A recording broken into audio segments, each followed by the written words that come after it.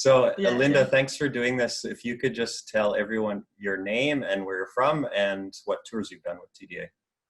Awesome. So my full name is Linda Du, and I was on the Magical Madagascar tour last year. Yep, and it was my first ever bike tour. Where I'm from is a bit more complicated, so you can probably tell from my accent that I'm from the UK. My parents are Chinese, but honestly, like, the past 5 years I've just lived pretty much everywhere you can imagine. Yeah, so I spent over a year in Southern Africa. I was based in South Africa, but then I spent some time in Zambia and Malawi on fieldwork. Spent a year in Scandinavia, in Copenhagen in Sweden, and now I'm in Dubai. I know for myself, I didn't start traveling till I was, I guess, 17. I did a bike trip, and then when I was 21, I did an overseas trip. So I started later, but I could imagine, having lived in different places at a young age, do you feel like that's where you got interested in travel and adventure travel? As a child, I think as early as I was 4, my parents would kind of put me on a plane, and then the other parent room would be on the other side. And then you'd have like this big sticker on your papers saying which stands for unaccompanied minor.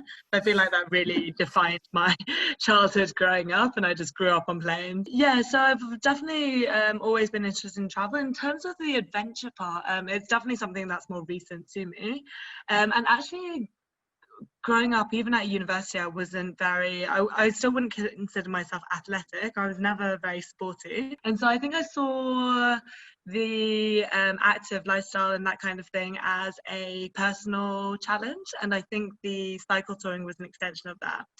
And I think you mentioned that you read the blog post that I wrote for TDA, and I'd never done anything like it before. So I'd commuted. And then I think it was the second year of my MBA program. I was living in America, and I was just looking for something to do for the summer. So when I graduated from my MBA last year, I had 4 months off. And yeah, I was just looking around online. I'd had a friend who had done the full Tour d'Afrique. And so I knew I couldn't, the timing was wrong as well, but I just wanted to do something a bit shorter. And so the Magical Madagascar fit really well into my schedule. It was actually, I think it started about 3 days after I graduated. So I had my cap and gown on in America, and then I had to like pack up this bike into a box and ship it to South Africa. Went to South Africa, picked it up there, and then hopped off to Madagascar. So it was quite an intense schedule. So you got the Kona Sutra. So did you find that was a good fit for the Madagascar tour, for the type of terrain? And yeah, I absolutely love it. I think it's incredible. So, and the nice thing about it is it comes fitted with a lot of these really nice components, right? So it has, the tires are these Mondial Schwalbe Mondials. They're like, yeah, they're just really nice, thick, chunky tires. yeah. It comes with like a brick saddle, all this stuff, and it's both, it just looks good, it comes with everything on it, and then it's really versatile, right? So it does well on tarmac, it does well on gravel. I think one of the most special sections of the Magical Madagascar route is the Avenue of the Baobabs. And I think it was the toughest terrain, right? Because it was this sand that was packed into ridges, and so it just vibrates through you. Right. But the bike handled it well. I mean, I think everyone found it challenging. I don't think there's a single bike that would have it would have felt like a smooth ride on. Yeah. But it handled it well, and when you get there, it's just the most incredible feeling to be on this road of baobabs. I would say the bicycle that I bought was my graduation gift to myself. Before that, I'd been riding on these like really cheap $50 to $100 single speed ones that fall apart. I went to this amazing bike shop in Connecticut where I was living. Just spent ages talking to the guys that worked there, and then I settled on the Kona Sutra, and yeah, I just fell in love with it. You know, I don't have kids, I don't have pets, and I just had like this really strange love for my bicycle. Besides the Avenue of the Baobabs, do you have a favorite memory you want to share with us from your trip in Madagascar? you know, Madagascar is just an absolutely beautiful place. They call it the eighth continent, and it's really interesting anthropologically as well, right? So even though it's so close to Africa, people seem to have come from Indonesia. The fauna and the flora are just completely unique to the environment. But I would actually have to say that my favorite parts of the experience were just the tour itself and meeting the other riders.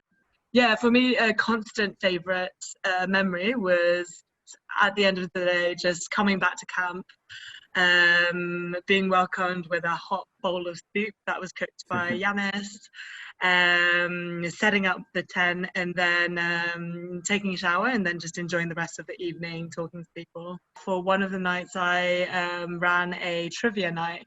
So I'd been at the hotel and I'd researched a couple of questions, and I pulled together a playlist, and so I did a full quiz night with a music round, and so that was a fun little evening. But it's nice that you build up a community so quickly with very, very different and interesting people.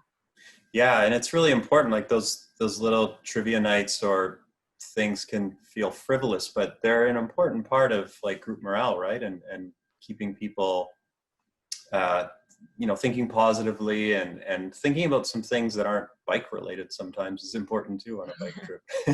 I'll put a link to your blog under the video, but just to summarize it for people, you know, you talked about how you were finding your legs and that you wouldn't have considered yourself a strong cyclist at the beginning, and as the tour progressed, you felt stronger and you felt more confident about your cycling. And like reading it, it's, for us, I think that's exactly what we hope for. The idea that, like with the company, is that we encourage everyone to try and to see how much they can improve. So is that a good reflection of your blog? Is that how the experience was for you? I think so. And I think another thing about it is, you know, I could say, okay, I cycled from south to north Madagascar. It was 2.75 thousand kilometers, and it sounds like, wow, I could never do that. But the fact of the matter is, you're taking it day by day, right? And they're long days. I'm still not a fast cycler. I know that I have the stamina now, but I'm still not fast at all. And the nice thing about these cycling expeditions and the Magical Madagascar tour was that it's never about trying to be fast. Like, it's not a race, right? So you just do it in your own time. You do as much as you want to do or you don't want to do. So some of the individual days were a bit tougher. I remember there were a couple of days when we were cycling 130 something kilometers in really, really high heat, like mid-30s. And so those days would be tough, but you know, you just get through it every kilometer, every hour of the day. Did you have any other tips or advice for people that have considered trips like this? Yeah, I think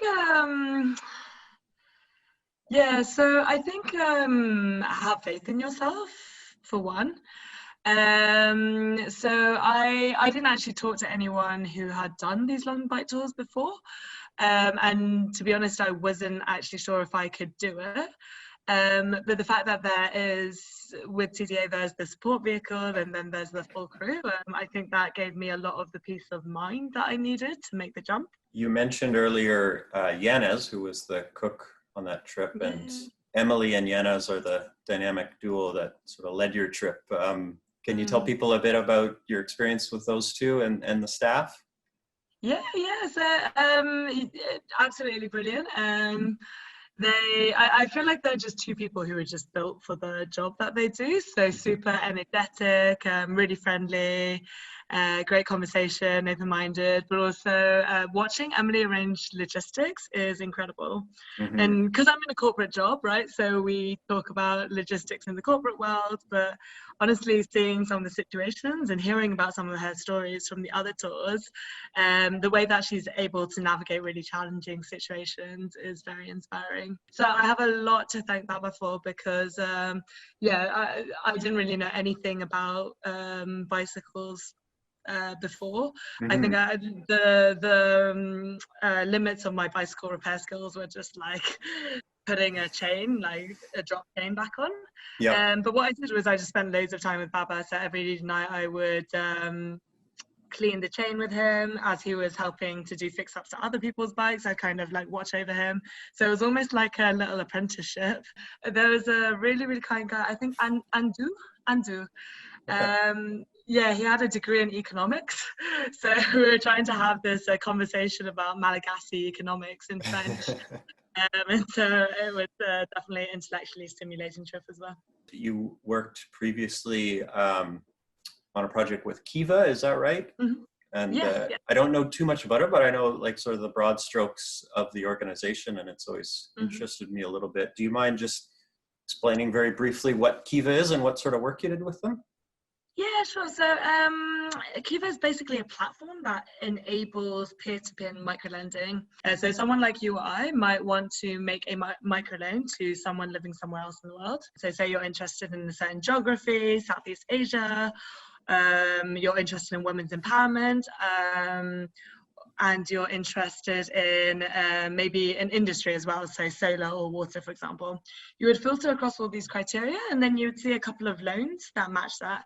So, for example, you might see, okay, Mary in Rwanda wants to take out a loan to develop her roadside fritter business. And so my role was to basically make sure that the distribution partners were saying what they said they were doing. So it was almost like a credit operations auditing. Okay. So, I would go and check, okay, so this microfinance institution in Rwanda, you've posted this loan on the Kiva platform on behalf of Mary. And what I got was I would get a list of 10 random borrowers, and anywhere in the country that they were, I would have to visit them with this questionnaire form and ask them questions and say, okay, so did you request this loan on this and this date? Is this the purpose of the loan? Are these details correct? Is this your name, etc.? So it was very, very interesting role. It took me to a lot of interesting parts of the world. I was working in Southern Africa at the time. So I covered the South Africa, Zambia, Malawi portfolio. And what an interesting way to kind of get deep into a country and, go to places you wouldn't necessarily as a traveler or even cyclist, right? Yeah, exactly. Yeah, I think I was actually hoping to sign up for the first section or one of the earlier sections of the TDA tour next year. I'd love to cycle one day from Khartoum to Addis, but I think because of the COVID disruptions, that section's been postponed. I hope to join you again, and also I'd love to join the West Africa en vélo tour as well. So. Yeah, hopefully see you again. Yeah. Soon, I think 2021 will still be, challenging, and a lot of things are uncertain, but we're very hopeful for the future, and hopefully by 2022 you could do either or both of those sections of those trips, and we'd love to have you back. Well, thanks a lot, Linda. I'll let you go. I really appreciate you taking the time to do this, and best of luck with your life in Dubai, and we do hope to see you on another trip soon. Thank you so much for your time, Shani. All the best to you as well. Okay, bye. Take care. Make sure you subscribe to our YouTube channel, and we'll be back next month with another episode.